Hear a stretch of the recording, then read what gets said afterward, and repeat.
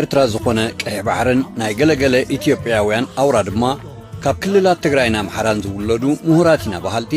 ባሕሪ ኤርትራ ማለት ቀይ ባሕሪ ካብ ጥንቲ ጥቅምቲ ከምናቶም ገይሮም ብዛዕባ ዝገልጽዎ ጽውጽዋይ ሙሉእ ብምሉእ ሓሰት ምዃኑ ዘነጽርን ባሕሪ ኤርትራ ከምቲ ኣብ መጽሓፍ ቅዱስን ተጠቒሱ ዘሎ ካብ ጥንቲ ጥቅምቲ ጀሚሩ ባሕሪ ኤርትራ ምዃኑ ዘብርህ ትሕዝቶ ምስ ጭብጥታቱ ከነቕርብ ኢና። ሃገርና ኤርትራ ድኽነታ ክትቅንጥጥ በቲ ሓደ ወገን ጸላእታ ክትከላኸልካ በቲ ሓደ ኢዳ ጥራሕ ኣይኮነትን እትምክት ዘላ ንኻልኦት ሃገራት ብዙሕ ዘይጸልወን ካልእ ውግእ እዩ ተኸፊትላ ዘሎ ጸለመን ታሪኻ ምጥምዛዝን ምስራቕን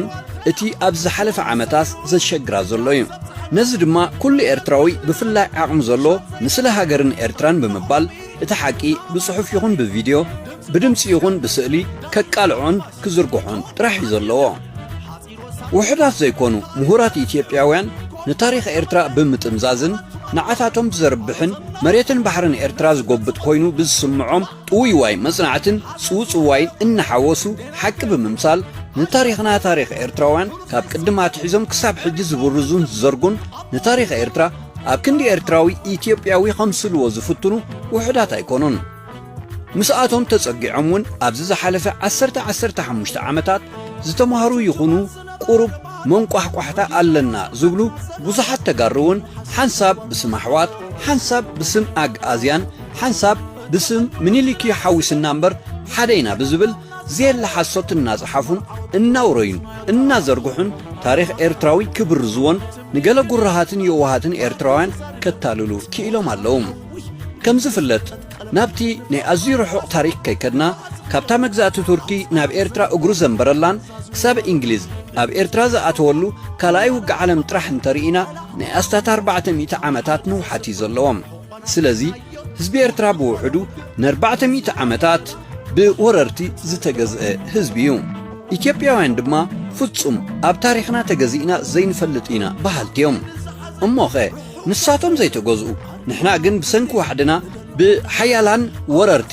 ንልዕሊ 400 ዓመታት ዝተገዛእና ህዝቢ ከመይ ገይሮም እዮም ኤርትራ ኣካል ኢትዮጵያ ክብሉና ዝኽእሉ ካልእ ብዙሕ ጭብጥታት ናይ ታሪኽ እውን ምቕራብ ይከኣል እዩ ስለዚስ ክትበልዓ ዝደለኻ ኣባ ጉንባሕሲ ዛግራ በላይ ነገሩ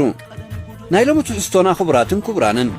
ባሕሪ ኤርትራ ወይ ቀይሕ ባሕሪ ምስ ናይ ቀደም ኣቢሲንያ ይኹን ናይ ሕጂ ኢትዮጵያ ወላ ሓደ ዘራኽብ ታሪኽ ከም ዘይብሉ ዘነጽር ትሕዝቶ እዩ ክህልወና ብዙሓት ኢትዮጵያውያን ጸሓፍትን ተመራመርቲ ታሪኽን ኣብ ጉዳይ ታሪኽ ኤርትራ ክጽሕፉን ክስንዱን ከለዉ ንኢትዮጵያ ብዘርብሕ መገዲ እቲ ሓቀኛ ታሪኽ ብምጥምዛዝ ንታሪኽ ኢትዮጵያ ኸዓ ክኹልዑ ይረኣዮም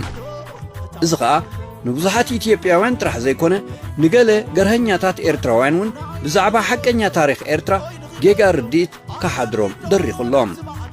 ኤርትራን ኢትዮጵያን እዚ ሕጂ ሒዞንኦ ዘለዋ ቅርጺ ወይ ጂኦግራፊያዊ ካርታ ብልክዕ ኣብ 1900 ዓመተ ምህረት እዩ ብሕጋዊ ኣገባብ ሰፊሩ እዚ ማለት ቅድሚ ልዕሊ 120 ዓመታት ኣቢሉ ማለት እዩ ኢትዮጵያ ኸዓ እሞ ካብዚ ሕጂ ሒዛቶ ዘላ ጂኦግራፊያዊ ቅርጺ ካርታ ኣብ 1900 ዓመተ ምህረት ዝነበረ ስፍሓታ ኣዝያ ዝነኣሰት እያ ነይራ እዚ ኣብ ግዜ መግዛእቲ ኣውሮጳውያን ዝቆመ ናይ ዶባት ውህብ ኩነታትካ ኩላተን ሃገራት ኣፍሪቃ ዝቆማሉን ዝስዕብኦ ዘለዋን ኣካይዳ እዩ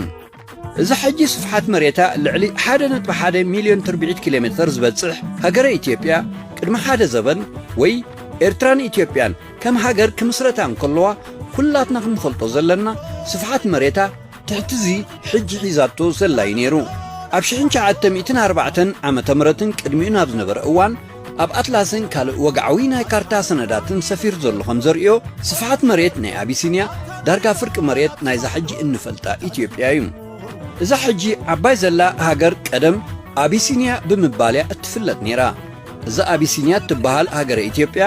ቅድሚ 1904 ዓመተ ምህረት ይኹን ቅድሚ ዝነበረ መሬታ እዚ ሕጂ ብሽዋ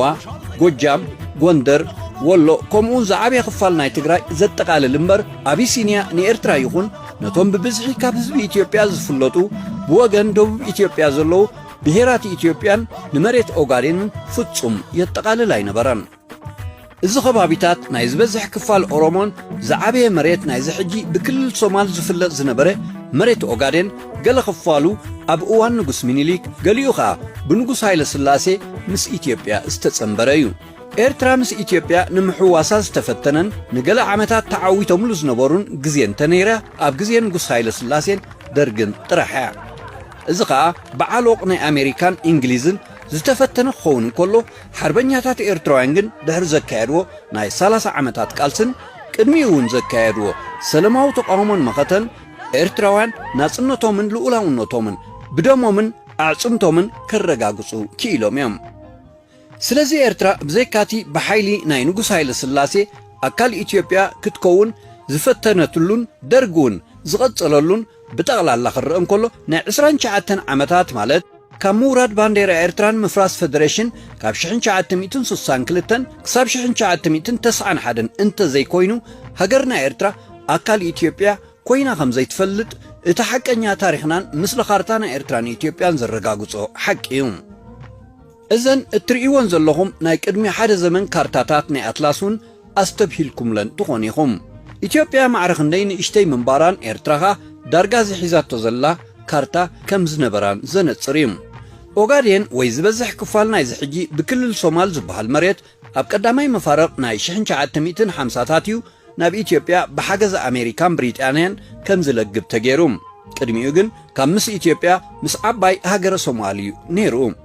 ድሕሪኡ እውን ሶማልያ ነቲ ከባቢ ንምምላስ ከቢድ ኩናት ምስ ኢትዮጵያ እኳ እንተካየደት ክሰልጣብ ዘይምኽኣሉ እነሆ ሎሚ ከባቢ ኦጋዴን ክልል ሶማል ተባሂሉ ኣብ ኢትዮጵያ ተጸንቢሩ ንሪኦ ኣለና። እዚ እቲ ሓቂ። ኤርትራ እውን ልክዕ ከም ኦጋዴን ኣካል ኢትዮጵያ ንምግባር ብንጉስ ሃይለ ስላሴን ደርግን ዝተፈተነን ብተባዓቱ ውፍያት ኤርትራውያን ሳላ መስዋዕቶም ነዚ ውዲት ብምብርዓን ኤርትራውያን መሬቶም ናጽነቶምን ልኡላውነቶምን ከረጋግጹ ዝኽኣሎም። እዚ ኤርትራውያን ዘካየድዎ ቃልስን ዝረኸቦ ዓወትንካ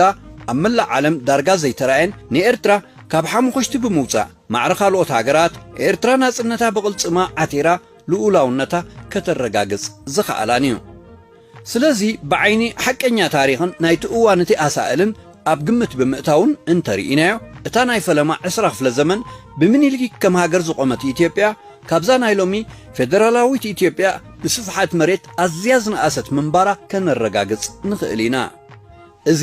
እቲ ሓቂ ክነሱ ግን ብዙሓት ኢትዮጵያውያን ተመራመርቲ ታሪኽን ጸሓፍትን ነቲ ሓቂ ንጎኒ ብምጉሳይ ናይ ኣህጉራዊ ባይታን መተረኺ መድረኽን መባሃልን ኣብ ዝተረኽበሉ ግዜ ምእንቲ ረብሓ ሃገሮም ብምባል ኤርትራ ካብ ጥንቲ ጀሚራ ኣካል ኢትዮጵያ ከም ዝነበረት ኣምሲሎም ንብዙሓት ከታልሉ ክኢሎም እዮም። ናይ ዓድዋ ታሪኽ ከም መታለሊ ጥበብን ተፈላጥነት ናይ ኢትዮጵያ ብምጥቃምን ድማ ዘይመሬቶምን ዘይባሕሮምን ንምግባት ናይ ምትላል ሜላታቶም ኣስፊሖምን ገናውን ንብዙሓት ወለዶታት ኢትዮጵያ ከምኡውን ንዘየስተባሃሊ ኤርትራዊ ኣታሊሎምን ገናውን የታልሉ ኣለውን። ግዳ ሓቂ ግን እቲ ንኢትዮጵያ ከም ዓባይ ሃገር ኣቑሙ ተባሂሉ ብኢትዮጵያ ዝእመነሉ ንጉስ ኢትዮጵያ ዝነበረ ምኒልክ ይኹን ቅድሚኡ ዝነበሩ ከም በዓል ንጉስ ቴድሮስ ዝኣመሰሉ መራሕቲ ኣቢሲንያ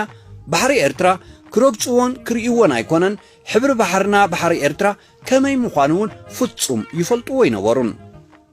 ታሪኽ ኣስፊርዎ ከም ዘሎ ኤርትራ ካብ 1550ታት ክሳብ 1991 ብመግዛእቲ ዝሓለፈት ሃገር እያ።